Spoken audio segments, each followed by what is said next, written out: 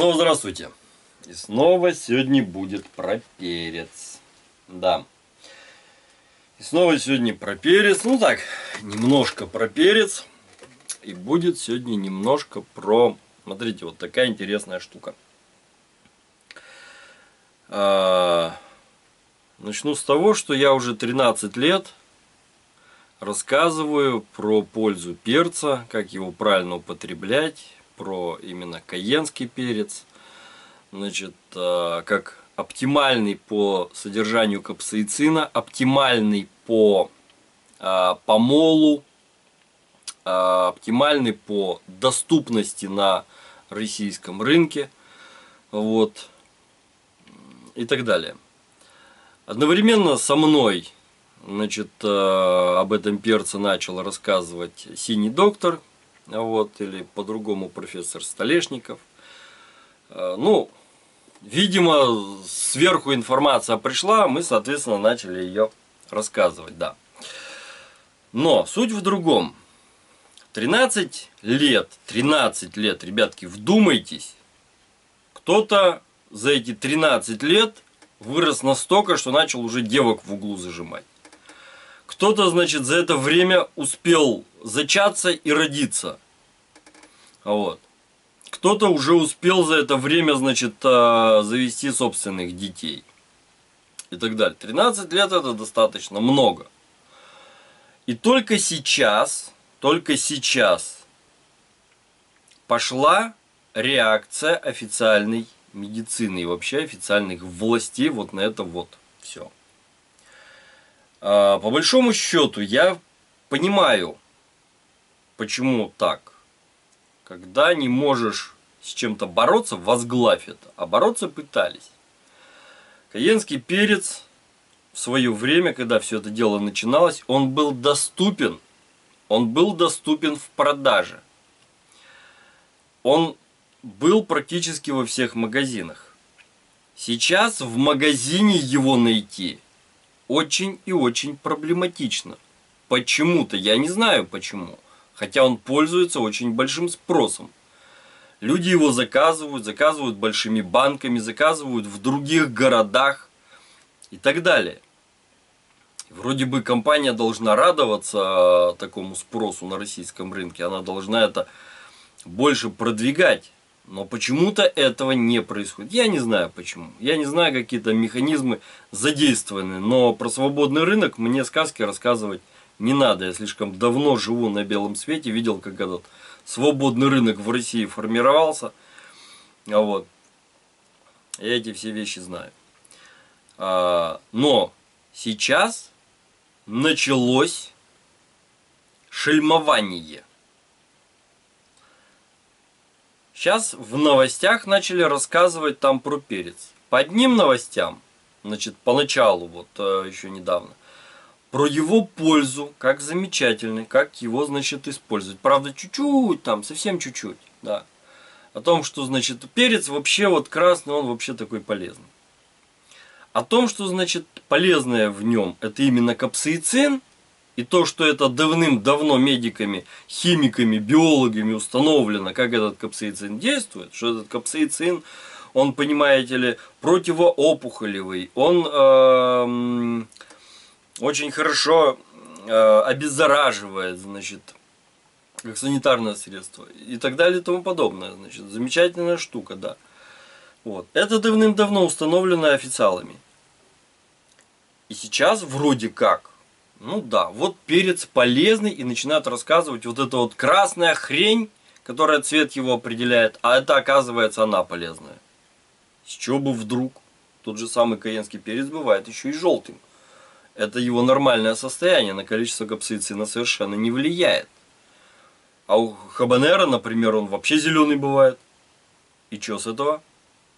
Там, знаете ли, вообще зеленый, ни разу не красный. Вот. Капсаицина еще больше. Единственное, он жестче получается по определенным свойствам. Да. Но вот сейчас, поэтому я и говорю, сейчас началось шельмование. В каком виде? Ну, например, тут, значит, опять же, по Майлу прошла новость о том, что, видите ли, Каенский перец чистит сосуды. Вот как он эти сосуды чистит? Ах, ученые установили опять какого-то там университета, и, значит, вот. Но это из разряда британские ученые, значит, что-то там установили. Как он эти сосуды чистит? Ёршиком он чистит, что он, как, лопатой он чистит, как он чистит? Как чистит сосуды чеснок, я, например, подробно могу расписать, у меня это в видео расписано. Вот. На сайте лежит, пожалуйста.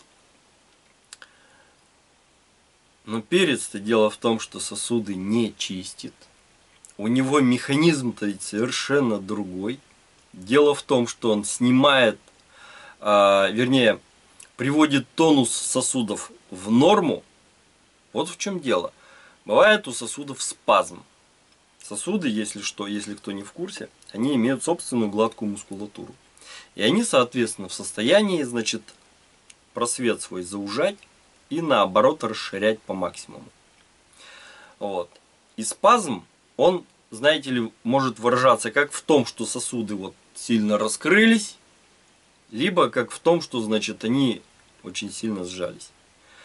Так вот, каенский перец в состоянии эти спазмы снимать и приводить тонус сосудов в норму.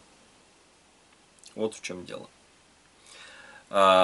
Соответственно, если, например, сосуды сильно сжаты, да, а сердце продолжает работать в заданном ритме, в расчете на то, что сосуды должны раскрыться, что произойдет? Согласно законам гидравлики будет расти давление. Артериальное давление. Если вы приняли вот этот капсаицин, экстракт капсаицина получается, от этого самого красного перца внутрь, то есть спиртовую настойку перца внутрь, да, у вас получается так, что перец снял спазм сосудов, сосуды расслабились, приняли нормальное свое состояние, как должно быть, и давление у вас, соответственно, упало. Это законы гидравлики элементарно. Но никакие сосуды он не чистит. Но толпа идиотов, которые привыкли верить, значит, любым новостным каналам, они обязательно побегут все это дело проверять. И не получив результата, пойдут отрицательные отзывы. Ну, правильно, можно кирпичом рисовать на асфальте, но неудобно крайне. Тяжелый, пишет плохо, следы оставляет не очень четкие, тогда это сил надо прикладывать много. Какие отзывы будут об этом мелке квадратной такой формы? Плохие. Соответственно, вывод какой будет сделан?